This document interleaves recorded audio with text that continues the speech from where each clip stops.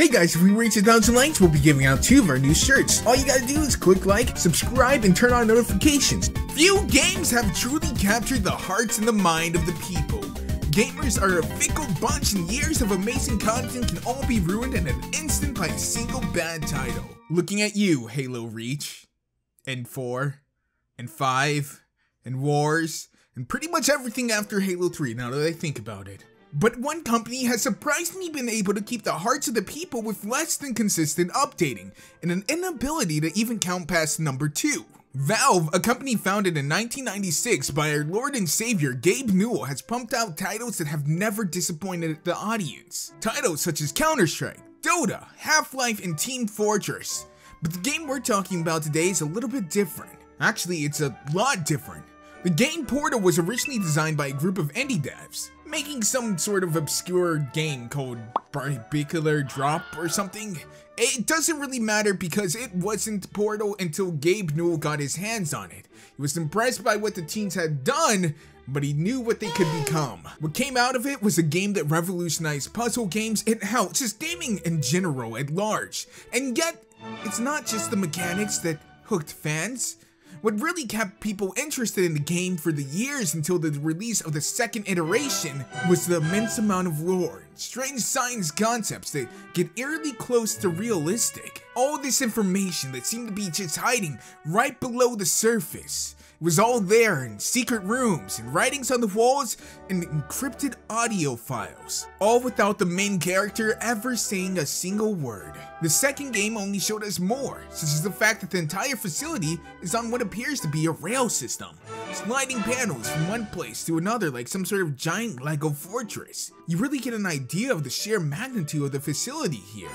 Not to mention you learn how this place had power for so long, a nuclear reactor. This place is so big, it has its own goddamn nuclear reactor. And while that may seem like a tad far-fetched, it's really not. Nuclear technology has evolved quite a bit, and I would assume by the time that Portal actually happens, or where it's supposed to take place, nuclear energy would probably be commonplace. Even the concepts like AIs aren't that far-fetched anymore. Speaking of AIs, there was at least one scene that seemed to be more fiction than science. And I'm not talking about when Shell shoots a portal all the way to the goddamn moon in a few seconds. Oh, you had to play bloody Cat Max, didn't you?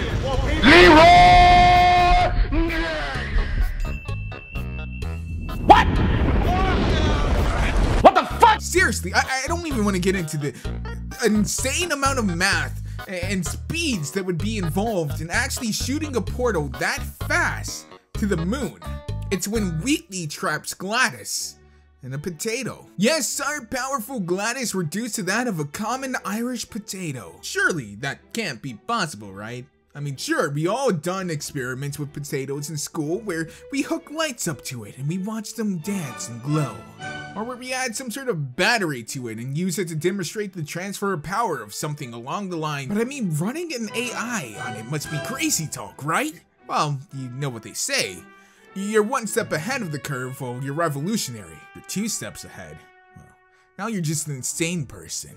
For us to really go ahead and talk about this, we first need to know a few things. Number 1, we need to know what is the maximum output of a potato? As in, how much power can we actually get out of a potato and for how long? Number 2, how much power we would need to actually simulate the voice. GLaDOS is pretty chatty, so obviously we need to know how much energy it's going to take for her to be able to keep flapping those synthetic lips of her. And number 3, how much juice does an AI need to run? GLaDOS isn't some simple VI. She's an AI in the truest sense. For those of you who don't know, there's a big difference, and we'll explain that when we get to that part. For now, let's start at the easiest one. Just how much power can we get out of a potato before it's baked? Well, there's obviously a bit of a range, but potatoes are way more beefy than you would think for a vegetable. According to some studies, they found that a single potato can power enough LED lamps for a room for 40 days. That's 40.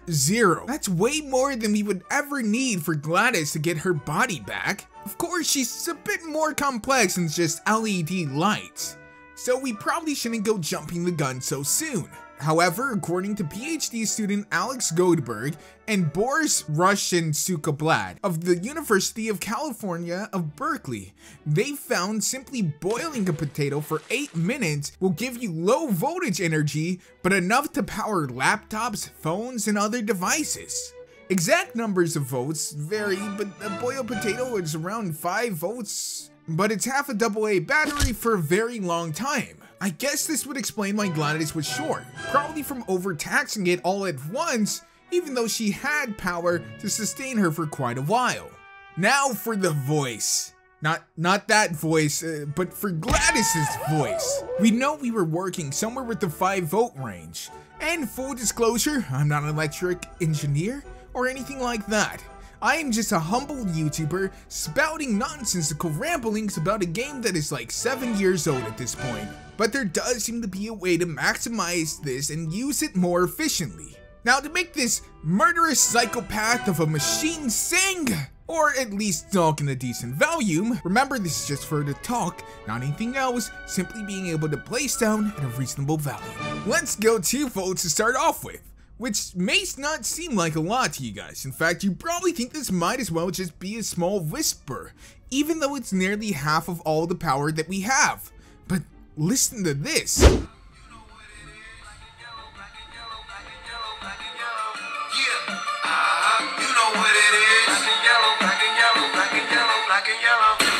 That's the sound you can get with just 2 volts of power. Less than half of the power of a AA battery. Now, what if I told you we could go even lower than that? Let's say half of 1 volt. Crazy, you say? Well, to that I say, do you even know how these videos work? I say something and make it seem like it's super impossible, and then I come back and say actually it's quite possible, and probably even good. Jeez, it's like you guys have never watched a YouTube video before. As you can see, 0.5 watts is more than enough.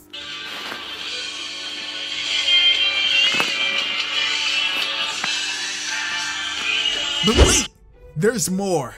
We're slashing the prices even more at Crazy Jack's Discount Audio Emporium and oil changes. For a limited time, you can get sound output at a decent level for 0.25 volts. This is the sound you hear in things like toys and action figures. It's not the best, but it certainly does what we need it to, all while leaving us a cool 4.75 volts left of wiggle room. So now you can hear GLaDOS's beautiful voice as she taunts you about your intelligence and being adopted. But since we're not busy other than that, here's a couple of facts. He's not just a regular moron. He's the product of the greatest minds of a generation, working together with the express purpose of building the dumbest moron who ever lived. And you just put him in charge of the entire facility. Good, that's still working. If it makes you feel any better, science has now validated your birth mother's decision to abandon you on a doorstep.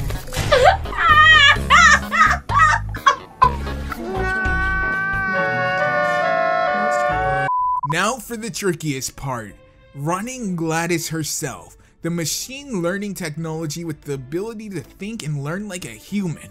Someone who is able to emote and feel distress and pain. Someone who is as close to human as possible.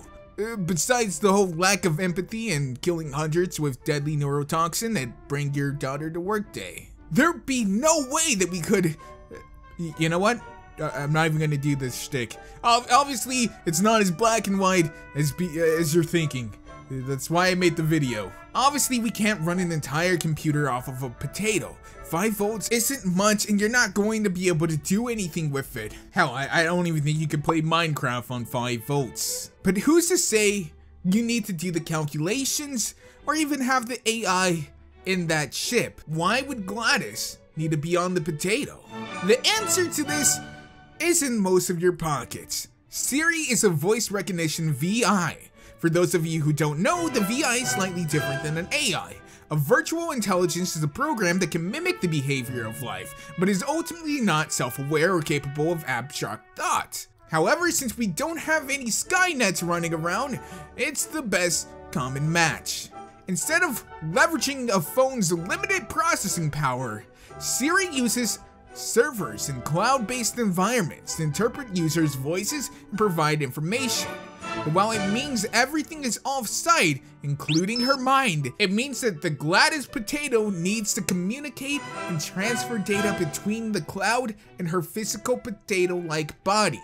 For Siri, every instance of asking it what the weather is or if you left the oven on will use around an average of 63 kilobytes per instance. So now the main question is, how much does it take for Wi-Fi to work? Well, funny story about that.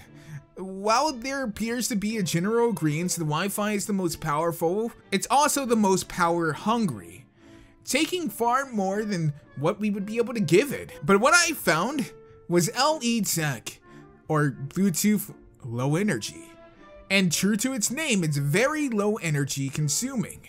In fact, it's so low, tracking programs are able to run for 1 to 2 years off of a single battery. But we don't want to track, we want to transfer information.